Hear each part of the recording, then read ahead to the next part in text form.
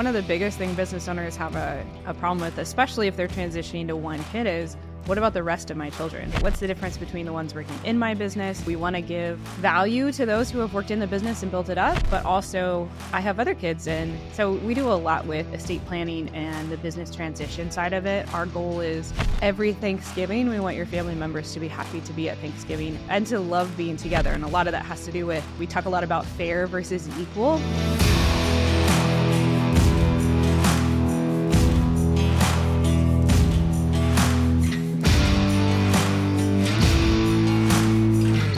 How are you? I'm doing great. I'm excited to be on your podcast. Oh, man, I've been excited to chat with you. Ellen and I had the opportunity to share a stage for a day recently in Tampa, and it was a lot of fun just hearing.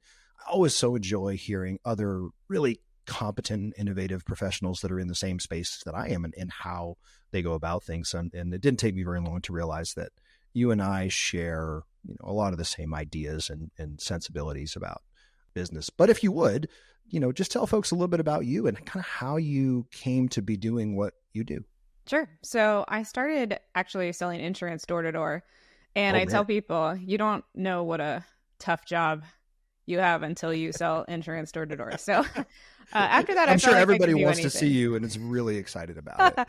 Exactly. So I started in insurance, and then I always wanted to work in business consulting. I grew up with entrepreneurs. My dad is an entrepreneur. He owned a wealth management firm and a law firm and did some business consulting growing up. And all of my uncles, except for one of them, are entrepreneurs, and all my dad's friends were entrepreneurs. So I just grew up with this idea that you could create businesses, you can change the world, and I just loved it. So I actually, in middle school, decided I wanted to be a business consultant, which is probably you were early, which is probably the dorkiest thing about me. But yeah, so I never actually strayed from that. So I went to college, did business, got my MBA, and I actually was working in finance for a little bit. I worked for a couple consultants and then decided, you know what, I really want to help business owners, but I need a lot more experience in the business world before I can do that. What if I just jump straight into finance? So I started interviewing around financial firms, and my father heard about it and said, hey, I still have a wealth management firm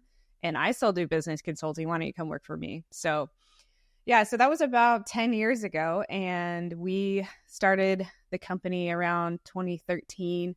I really got ramped up in it in 2015. So it's been quite the ride. We're having a great time. We've been helping business owners get ready to sell their company now for a long time. So it's been a journey, and I've loved every minute of it.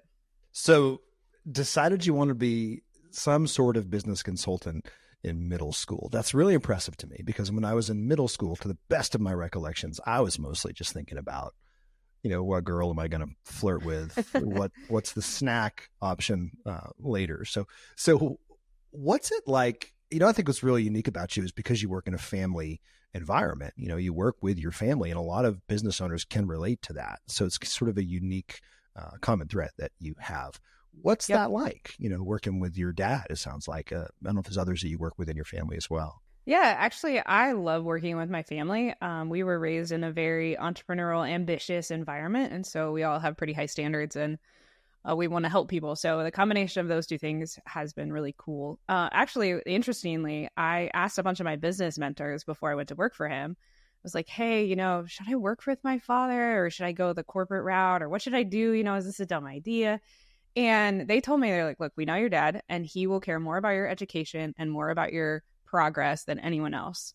So I probably had about 4 mentors back then. And so getting their advice was actually really key in the process. And I love it. I mean, my dad and I have always had a really cool relationship, definitely a daddy's girl. So it's been fun. No, we have a great time. We each specialize, and we also help the clients in 2 totally different worlds. So he really comes from the law, finance side of it. I come from more of the MBA insurance side. So the combination has actually been really fun. Actually, we wrote the book. Me and my brother actually worked on the book together.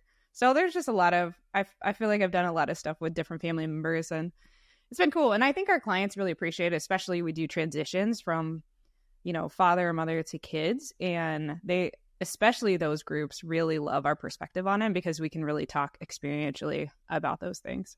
Absolutely. I've done a lot of work in the same space, and there are some nuances. I don't know if I'm sure you would agree with this, but there are some nuances for sure when you're dealing with a family to family transfer, or even an exit where you have multiple, stakeholders that are family members on the same cap table. There are just some nuances, and usually it has a lot more to do with sort of the emotional intelligence piece of that than it does black and white numbers, in my experience. Is that what you've seen?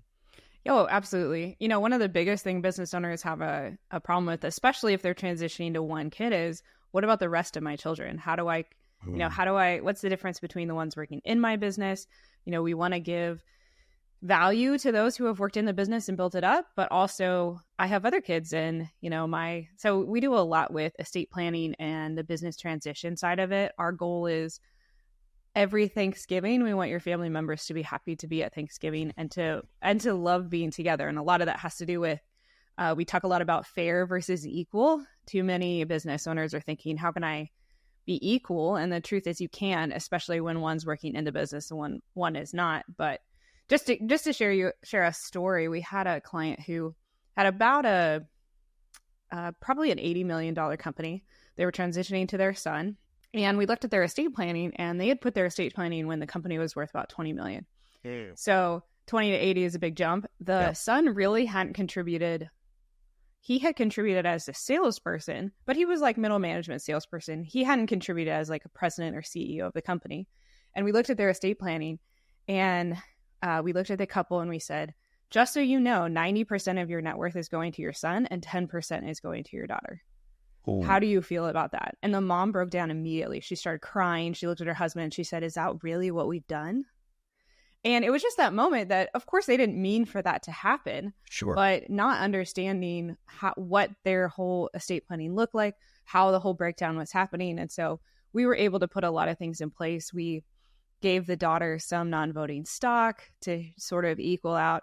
And then the son really has taken the company 80 to 300 million. He's done an amazing job. So obviously he's gotten a lot of the value from the company growing. But there's just that moment where if, we look at them and said, if you died tomorrow, next Thanksgiving, who knows if your daughter's going to want to come because she's going to feel like you didn't love her. Right.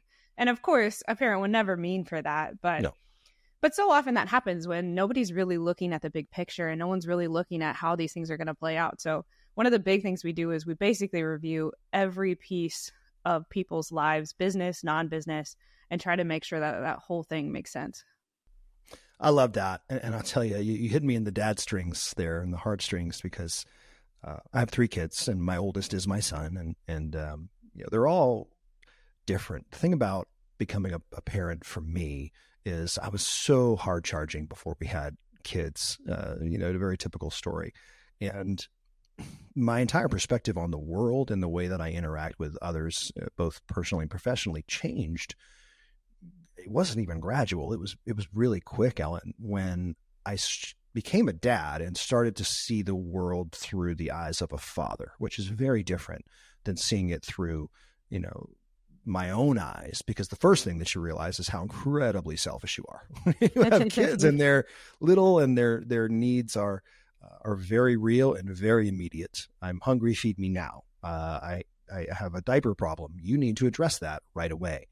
And it doesn't matter what you're doing. And so the thought of being a parent and being in that situation where you come to this realization that you have disproportionately, probably unintentionally, absolutely, really favored one child over the other would be tough. Now, in that situation, was there any sort of dynamic between the brother and the sister where the brother sort of felt like, yeah, it's reasonable that I get all of this? Or really was it just a matter of nobody really took the time to think it through?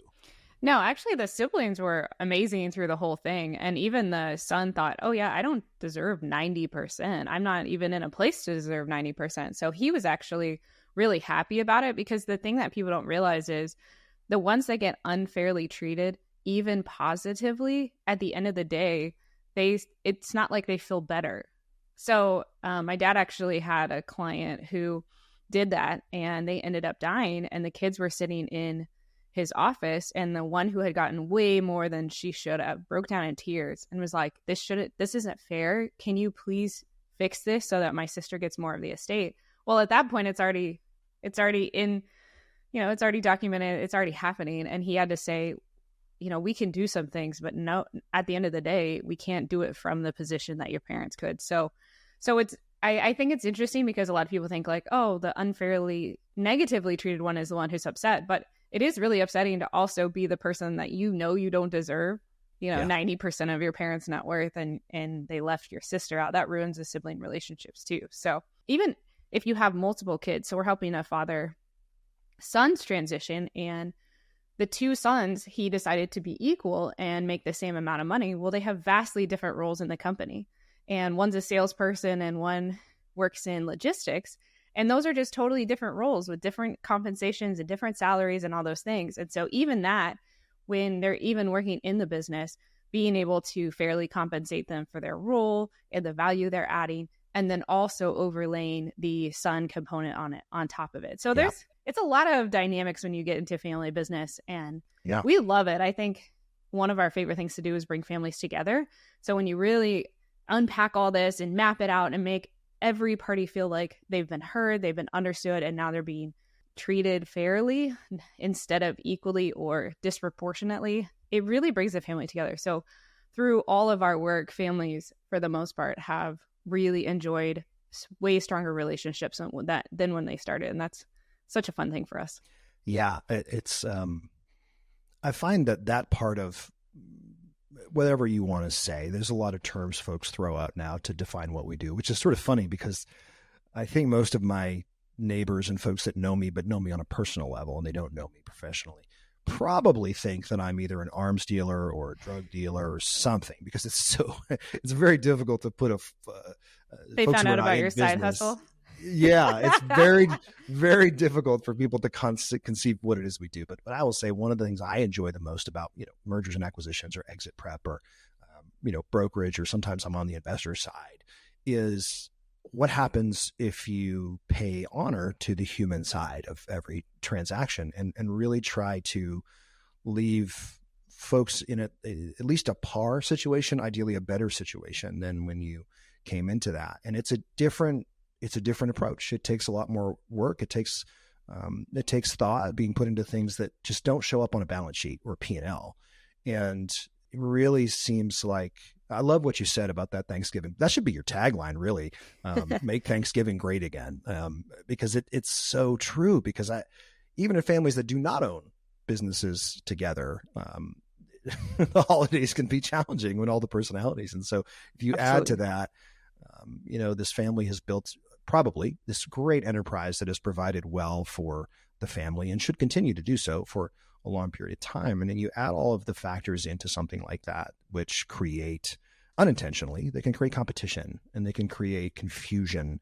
And to your point, understanding that separating the functional role that anyone who works in the business that's a part of that family plays is and should be separate from any sort of equity position that they hold. And even thinking that those things could be separate things is a challenge. So I want to go back to a couple things though, because there's so much that's fascinating to me about your story. And you said that you wrote a book with your brother. What was the book?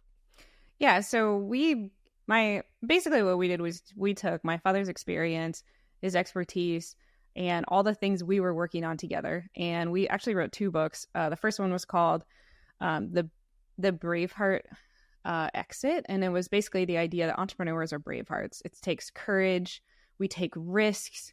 Entrepreneurs run the U.S. economy at the end of the day. Small business owners run the U.S. economy. And so trying to honor those brave-hearted individuals. And that first book was a little we realized it was really built for more professionals. It was more technical than I think the normal entrepreneur had the stuffing for.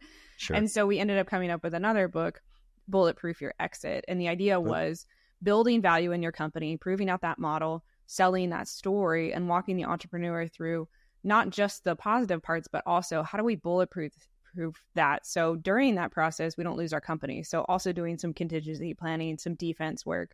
So as we're building the foundation underneath the things that we're doing to build value. So it's kind of a combination of things. So all three of us kind of combined to write that. My brother ghost wrote, he would sit down with my dad for 2 hours every single week, walk through all the components of that chapter. He'd go ghost write it, and then we all edited it together and wrote stories. It was really a family collaboration at the end of the day. My sister had worked as a speechwriter in the White House, so she helped edit. It was it was very cool. So it was really fun to have all the family members contribute. And now my brother actually is an estate planning lawyer here in Charlotte. So we're all in the biz somewhere. I'm very jealous right now because as a dad, I look at all three of my kids and you can see, you never know, but you can sort of get a feel, I think, because I've also coached kids for a long time. And a lot of those kids that I've coached are now adults, and you can see pieces of who they were going to become even when they were young. And I can see the same thing about myself. Some of the things that, I talk openly about, that, raging ADHD, a challenging family background, but a need to prove others wrong and overcome that formed the basis of who I was going to become. And with my kids, their life is very different than mine, certainly. And so my expectations are tailored to who they are. But just this idea that you have this cool family dynamic where, your dad's got his kids in some way, shape, or form working in at least the same industry, if not the same business as him. And you guys get to share these experiences and have these conversations. And, absolutely. I look at my children, and as you're talking, I look at all of them, and I can't help but think to myself, oh my gosh, as a father, I can't think of anything that would be more fun than that. I want them to go and do whatever it is that they love and that they're passionate about. And I don't put pressure on them in that way. But if they somehow found themselves interested in, Dad's world and what I did, I can't imagine how fun that would be for me, just to be able to, see some of these crazy things that we see and share some of these really profound experiences with helping people navigate what can be, and often is, one of the most stressful and high stakes negotiations and transactions that you're ever going to have. And so how cool is that to be able to see a family that does that? And your brother too, you're talking about the collaboration between your sister and your brother and you, and I'm sitting here thinking to myself, mostly because of their ages, there's not a lot of harmony with my kids as siblings right now. So, hopefully we'll get to that point. You'll get there. You'll align those goals. One thing I was going to say too, for entrepreneurs that don't have children in the business, what we often find is that a lot of times they have key employees that they almost think of as family, because especially entrepreneurs who have grown pretty, quickly over the years and have gone from a small establishment to a medium to a large, and they've kept some of those key people along the way. A lot of times they'll ask us, what's going to happen to my employees when I sell my company? Is this going to be something where I feel like I'm letting them down? Because I feel like I have a responsibility to take care of them as much as I can because of all the years. Some of these people have worked 10, 20, even 30 years in the company. Yep.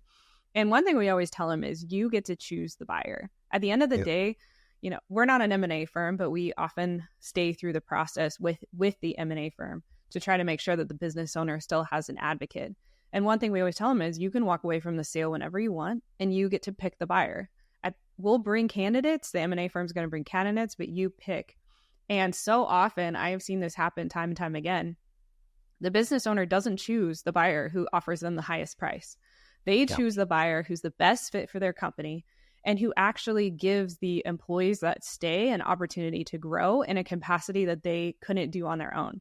Because so often business owners will hit a certain ceiling of complexity, Dan Sullivan calls it, and it's where they can't get past it without resources, or something is keeping them back from that next level. And oftentimes they'll sell the company at that stage because they'll say, I'm not interested in taking this company to the next level. So I'm looking for someone else to be able to do that. And we have seen some of the coolest companies come, and the employees have, the ability to continue to grow. They have better technology. They have better resources, because often, as these buyers come in with more money and more resources and more growth capacity. So we've seen employees go from working in a medium-sized company to then being able to go outside of that company, work for the buyer's other, really be able to climb even higher up that ladder. So we always tell them, look, this doesn't have to be a negative for employees. I think a lot of business owners think, if I sell my company, my employees are going to be worse off, and I feel bad about that. And we always tell them it really just depends on who the buyer is, and you get to choose that. Absolutely. I couldn't agree more. Being on the M&A side of this, having an M&A firm, I will admit fully that I'm a quirky guy to be in the M&A space, because I always view things candidly more towards your side, where I'm really trying to understand the human beings that are involved in the transaction, because the folks, the first question that they will usually ask me is, how much could I get? And that's Absolutely. such a loaded question. And, you know, people hate this answer, but it's the truth. It's always, well, that depends. And it depends on a lot of things. There are a lot of questions that I ask, and more than half of those questions, they're not P&L statement or business process. They're not related to that. Half of them are, but the rest of them have a lot more to do with who is this human being, and who are the folks who are stakeholders here? What are their motivations? What is their personality? What are they trying to accomplish? Because to your point, most of the owners that I deal with, it's generally exactly what you just described. They've gotten to a certain point, and either they're at a point in their life where they have other things that they want to do, and they feel as though they have sort of been there, done that, and sort of slayed the dragon that they set out to slay. Or also, you see folks who reach what I would call no man's land, which is the skills and the background and the energy and any of those things that it took to get you from wherever you started to wherever you currently are. Let's say you get to, $30-40 million company. They're often very different than the skills that are going to be required to take a company from that point to $100+ million. It's generally a very different type of person. It's a different type of leadership style. Even the structure of the company can often change. And so often the folks are faced with this inflection point decision, which can cause tremendous stress, where they're like, okay, am I the right person? Or are we the right people to take this company to the next level as a steward? And those are the folks I enjoy working with the most, who really view their role as stewards. And then you add in key employees, or certainly children, but if you add key employees to that, I can't tell you how many conversations I've had where it's like, hey, can you guarantee that these employees are going to be kept? Well, yeah, there are some things that you can put into place to make sure that certain employees are kept. But the deeper question is, if you're wanting to reward that employee, there's always an option to allow them to participate in some way in the exit, and to, bless them with some sort of profit share. However you want to do that. There are a lot of ways that you can do it or set them up well. But to your point, often really great owners who have been great stewards of their enterprise, they do care. They want to make sure that folks are well taken care of and continue to be able to grow in meaningful ways. And I love those inflection points, because I think it's such a unique time. So what we basically do is we'll meet with an entrepreneur and say, what are your goals? Where are we trying to go? Is it a number goal? Is it a lifestyle goal? Is it, what are the components that you're looking for? And then we basically do a business and life assessment, essentially. And we say, okay, here's your goals, here's where you want to be, and here's where you are now. And then we build the value. Like I said before, how can we build value in the company? How can we build value in your life? For that inflection point, we'll ask an entrepreneur, you may not be the person to take it to the next level, but that doesn't mean you have to sell the company. We can hire CEOs, we can hire C-suite people, and you can do your unique ability that makes this company so valuable. One cool story was one of the owners had gotten to that point and said, I still want to keep the company. No, I want to grow it. How can I do that? So he put a whole C-suite in place, and he traveled the world. He was a fruit farmer, and he traveled the world. He went to China. He went all Europe, all over the world, and he brought back fruit, basically, and created new varieties of fruit. And that was his job. And he added tremendous value to that business. That business exploded because he basically said, this is my unique ability. I know how to find new varieties. I know how to scour the world, travel the world, meet with people, and really bring this company into a whole different century than the fruit market was operating in.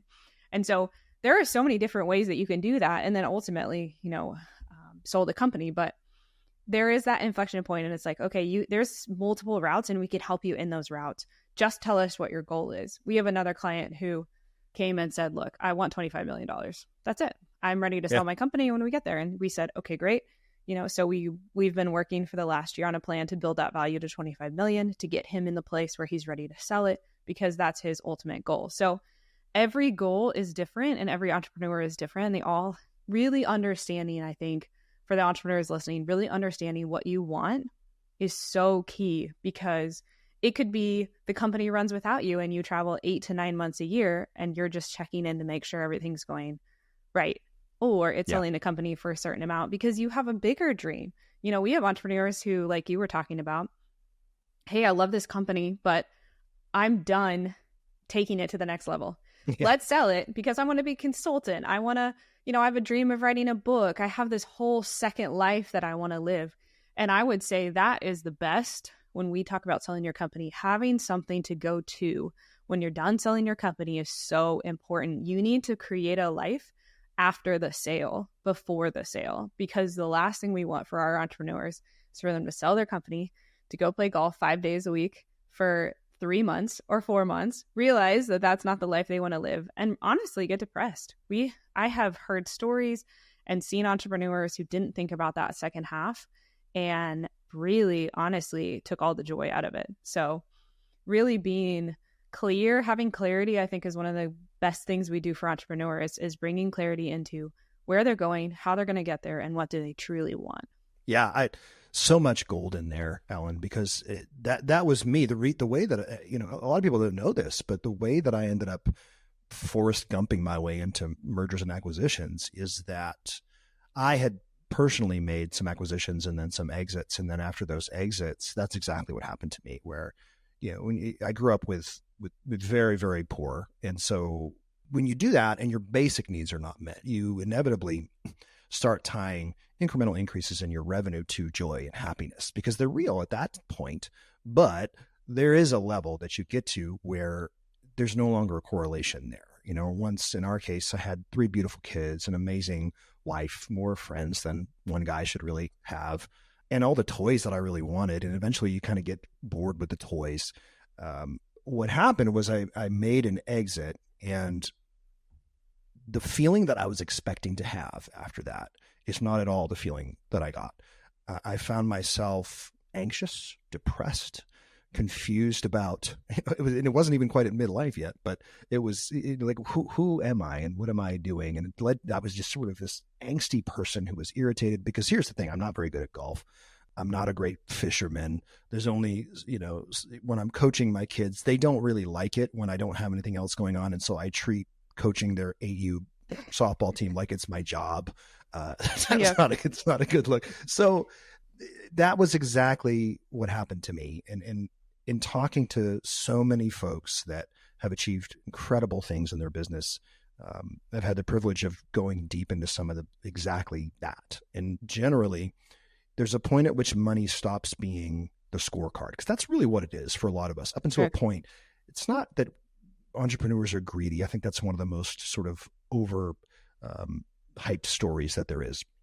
It's that entrepreneurs, we're all a little bit crazy in our own way. We're all, by definition, and this is controversial, but I say it anyway, we're all a little sociopathic by definition, because we will do things and endure discomfort in pursuit of things that a normal person would not. And that makes you a little bit sociopathic. So we can be a little hard to understand, even to ourselves. Yeah. And so in talking to enough folks, and you see that common thing where it's like, okay, well, what's next? I go as far, when I'm working with a client in M&A, I ask everyone to take a personality profile, which is strange, but I do that because I want to have a deep conversation around what is the motivation here? What are you moving towards? Because what I have seen happen, especially with younger entrepreneurs who, especially now, I would say the last 10 years or so, maybe even 5, it's become more common for somebody to be 28 years old and have a multi-million-dollar exit.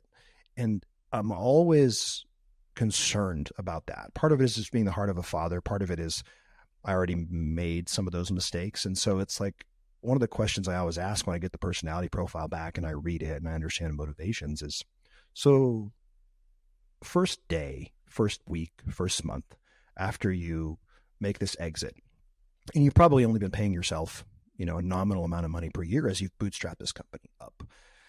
And let's say you get, $10 million in your bank account. What are you going to do? What's the first thing you're going to buy? What are you going to do next?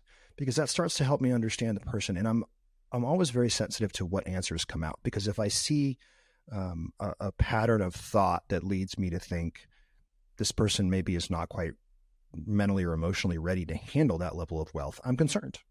And so what I never want to do is, obviously free will, but I never want to put someone in a situation where I, through my actions and being competent, whatever it was that I did, created a loaded gun that allows someone to ruin their life with. Sure. And so there's a lot of work that has to go into that. And it's not just young folks. The opposite is true on the other end of that spectrum, where you have folks that are now empty nest. Yep. And their work has become such a big part of their life. And then not only are their children gone, but their other child, the business, is now gone. And there can be these sort of identity crises that happen. And so I always try to sort of first do no harm and to make sure that there's some plans in place. But I love what you said about, really, it was a differentiator.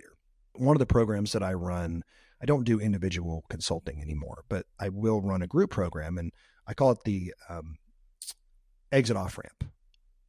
And the reason I call it that is because people are conditioned to think of the word exit, meaning you've just sold your business. I think of it differently. I think of an exit as just exiting from something or a number of things that you no longer want to do, which may or may not mean actually exiting your business. Like you said, what if you take the 3 or 4 things that you really enjoy and that you're also so good at that would be very difficult for anybody else to do those things? And what if you just do that? Yeah. And you put really great people in place who probably are better than you to do those other things. And a lot of times, I don't know if you've experienced this, but you'll sort of broach that as a possibility. And a lot of folks haven't thought of it. They haven't even thought of it as an option. Yeah, absolutely.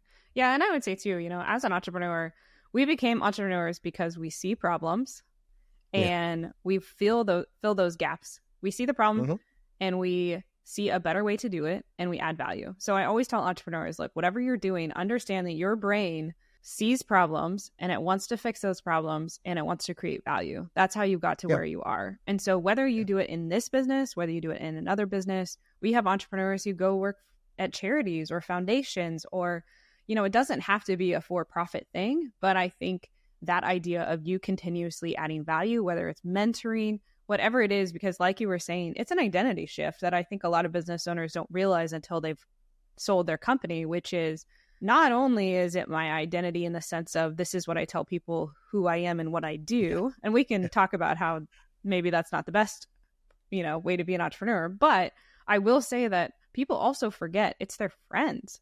We're a part of a ton of masterminds, the one you and I went to, and those people are friends and it's their community. So not only are you going from business owner to investor or, whatever that next stage is, but also thinking, wait a second, all the events I go to, all the friends that I have in those communities, if I don't have a business, there's no reason for me to go anymore, which means now what in that next stage?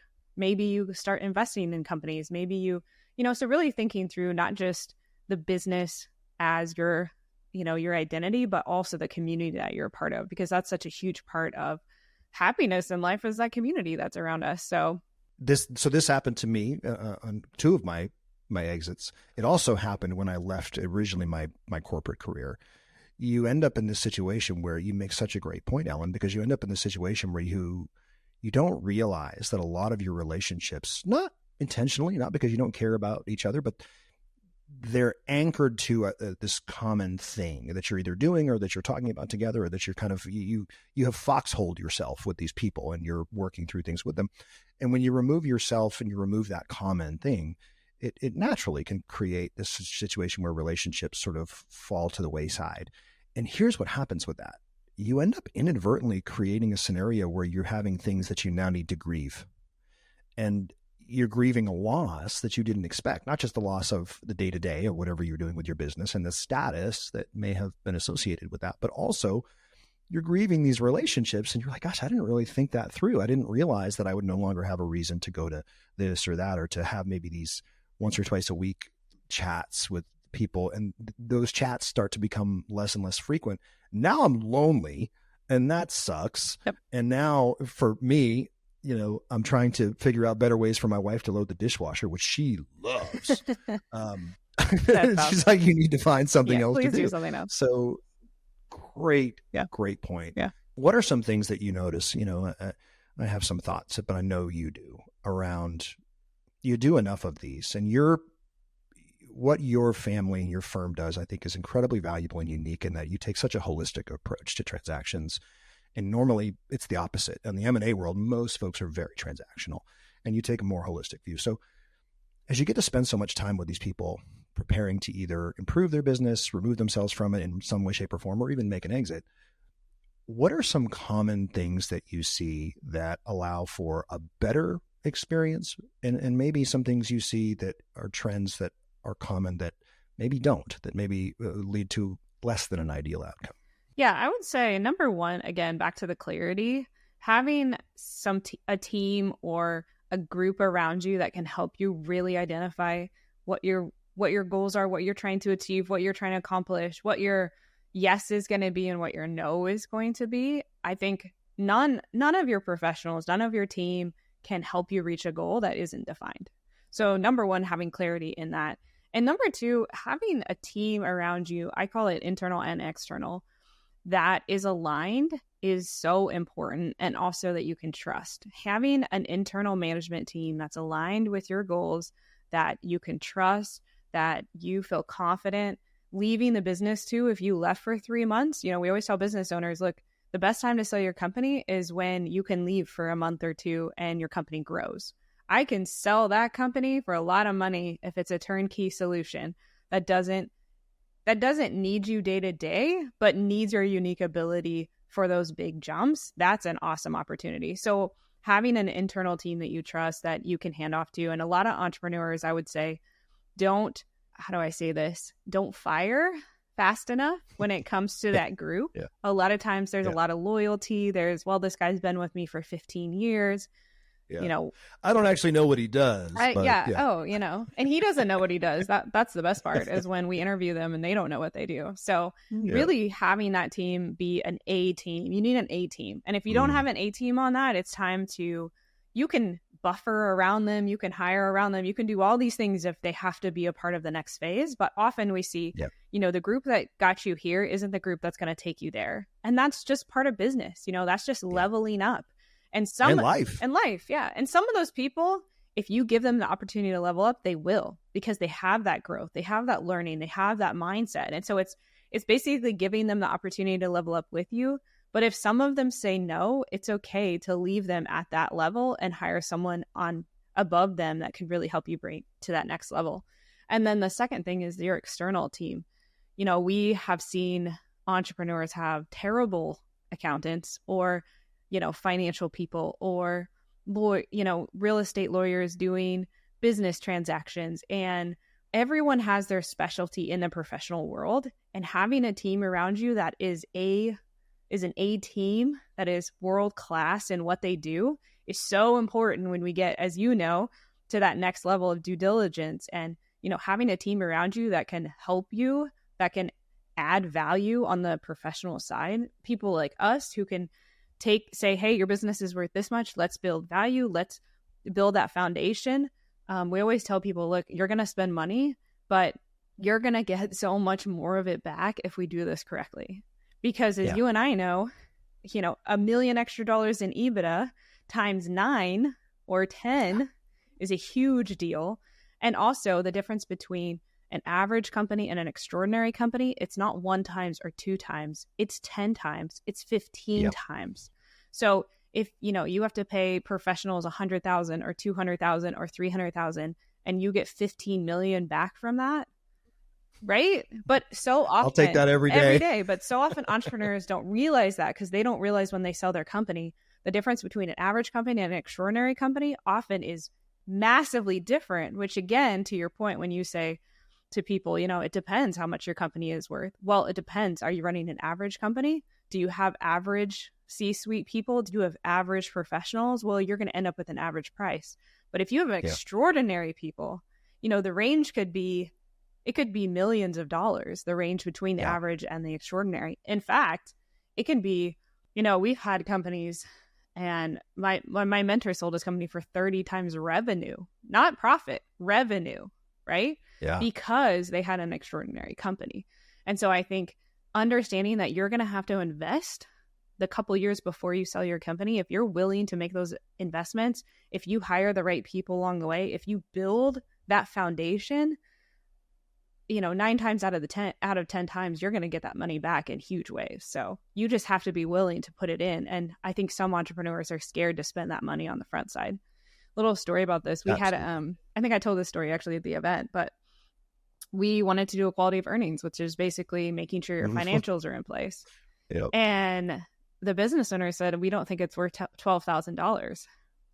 And the M&A firm looked at him and said, if you spend $12,000, I'm almost positive I can get you an extra $1 million.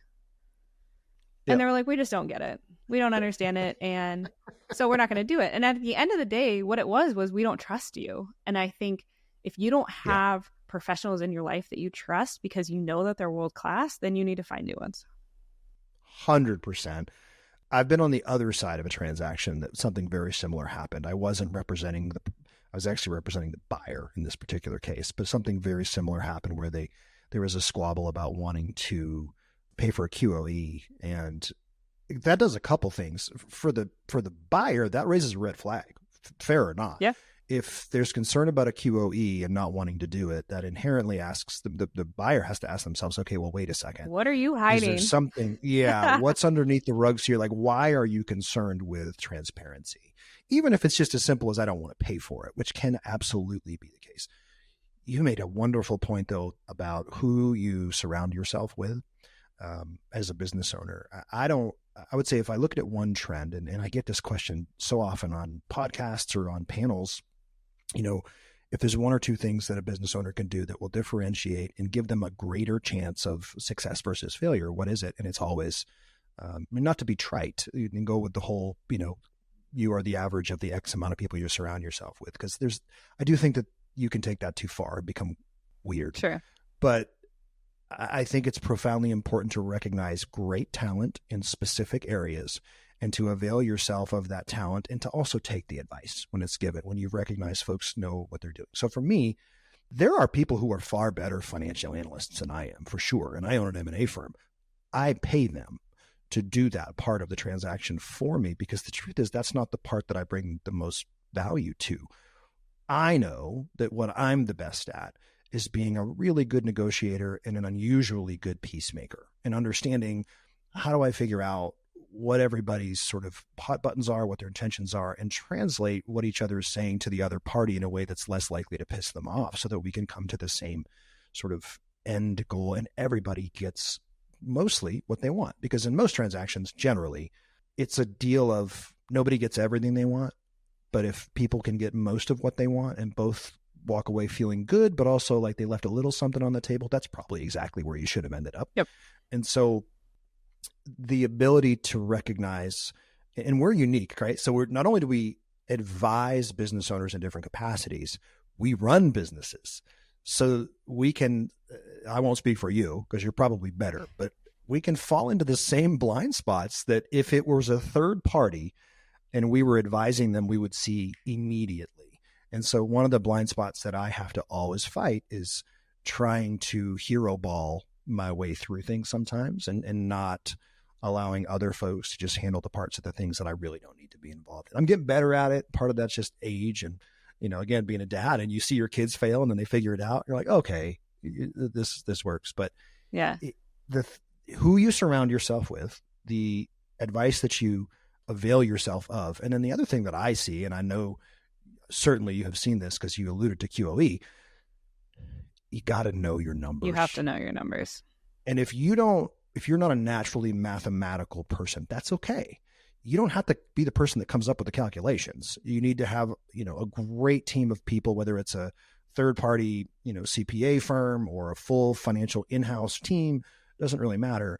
You need to have a really rock solid team so that as a leader that the calculations and the assumptions that they have presented to you in whatever way you want to see them, because that's very subjective.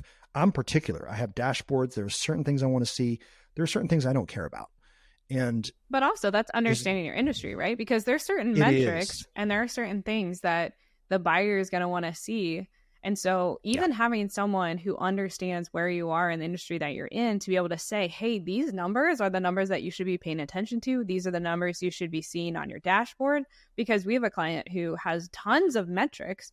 And my question to him was, how do those metrics help you make decisions? Because at the end of the day, that's what those are built for, is we're watching these metrics to make these decisions. And he looked at me and said, oh, I have no idea. I just track them. And it's like, well, tracking numbers doesn't really matter unless you're taking those numbers and you're applying them and making decisions.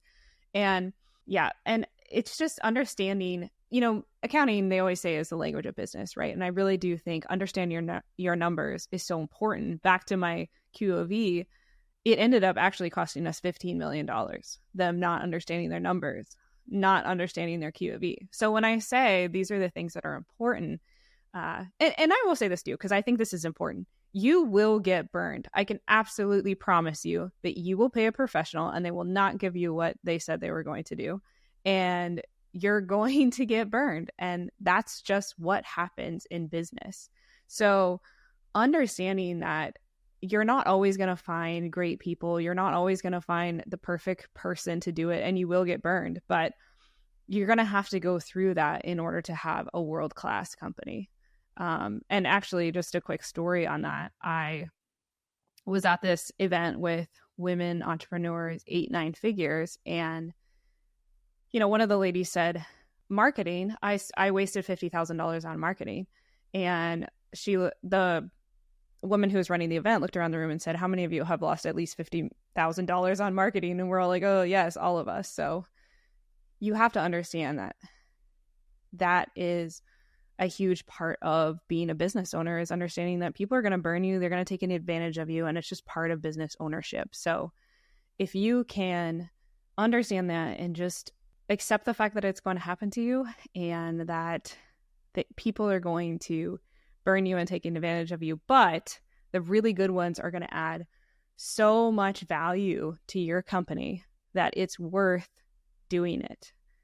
Just another quick story. We had a client who we were like, hey, we really need to do your process and procedures. We really need to update your systems, because really he was 20 years behind the industry in how he was operating his company. And he looked at us and he said, well, 30 years ago, I paid $20,000 to have a guy come in and do this.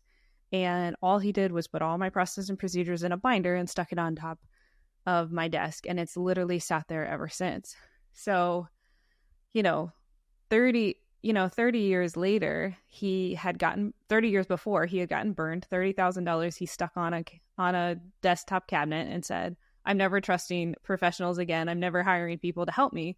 And 30 years later, we come in and say, hey, you need to do this. And he still was wary after 30 years. So, you're going to get burned. You're going to have people taking advantage of you. And it's just part of the game. But finding the people who can 10 times or 20 times or 30 times what you're doing is worth getting through some of those people that aren't going to give you the value they provide. Totally agree.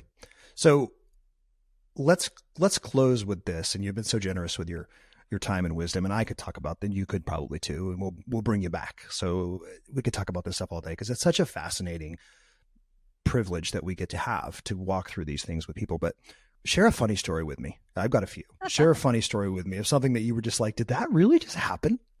Okay, I have one funny story. Okay, so we were in the middle of selling this company, and we had clients who had a client in the Balkans, basically. So, basically Russians. And we're talking to the buyers, and the buyers are like, hey, we couldn't find your one of your biggest clients like anywhere, like website, nothing. Like, do these clients exist? Like, what's going on? And our client said, oh yeah, they like to be super secretive. They don't really like people to know who they are.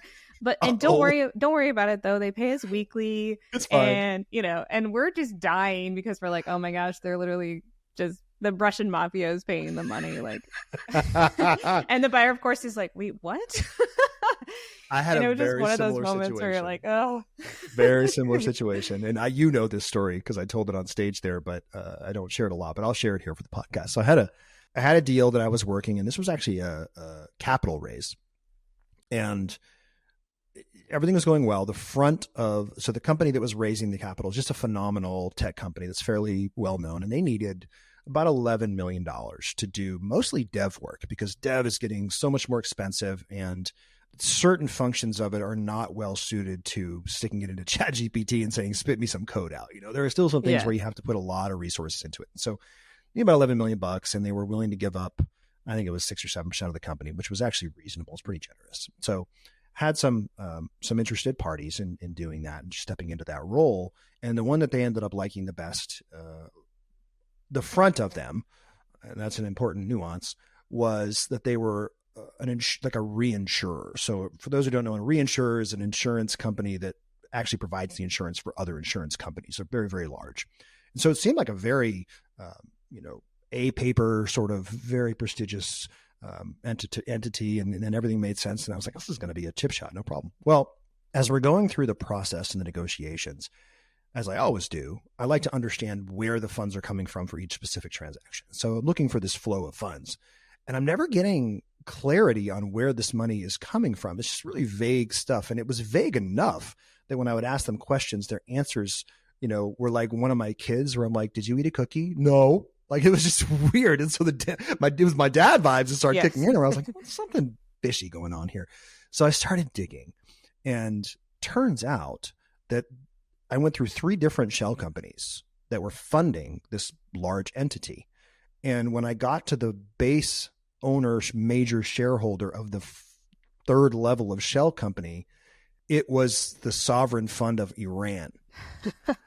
And here's this awesome reinsurer who's trying to make investments in the United States through basically with Iranian money. Yep. And for those of you who don't know, that's not okay. Nobody's trying to go to jail right now. We have very specific sanctions and very specific rules around know your customer and who can invest, et cetera. So I will never forget the phone call that I had with the CEO of that company. And I was like, hey, we have a problem here. And he's like, oh no, I think it's going to be great. I'm like, it's not, because the money that's going to be invested in your company is coming from Iran. And he goes, oh, is that a problem? And I was like, yes. And it wasn't, nothing shady about this guy at all. He just didn't understand. And I was like, unless you are comfortable potentially being dragged in the middle of the night to Guantanamo Bay, then no, it's no problem at all. But otherwise, we should probably find another source. But that's just one of those things where I woke up the next morning and I just started laughing. And I was like, she's a little used to that, but she's like, what are you laughing about? And I was like, just the absurdity of the day that I had yesterday and the final thing that insurance company said was, well, we just didn't think it was relevant. We didn't see any reason to bring it up. And so I was like, oh gosh, yeah, it was relevant. So amazing. Yeah. Sometimes you ask yourself, is this real life?